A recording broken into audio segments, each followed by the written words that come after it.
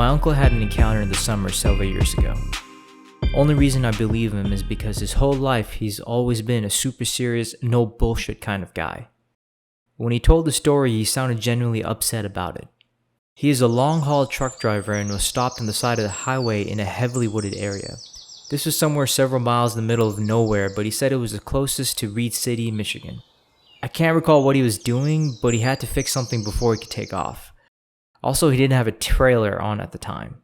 He had just gotten done fixing up his truck and was about to climb into his vehicle when he saw a deer come towards him from the tree line.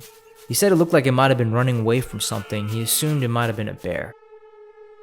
He was just getting ready to leave when he suddenly sees something looking at him through the passenger side window. He described it as having jet black fur and bright yellow eyes, as well as vicious looking snarling teeth. It was so close to him that he could see its fur blowing with the slight breeze that was coming through. The window was open, but it didn't seem to notice, as when the creature put its paw up to the window, it pulled back in shock when it realized its paw actually entered the vehicle. My uncle typically carries a gun on him. At this time, he had a heavy revolver.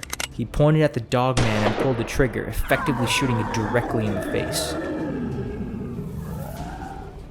Finally, this truck started moving fast enough for him to be confident that the thing wasn't following him should it have survived the shot. He didn't bother waiting around to find out. He said he still gets disturbed when he thinks back to that event. He described it as giving off this aura of pure evil and ill intent in only the few seconds he's faced it. He has nightmares about this creature to this day, and he refused to tell anyone about it until several years after it happened for fear of people thinking he had lost his mind.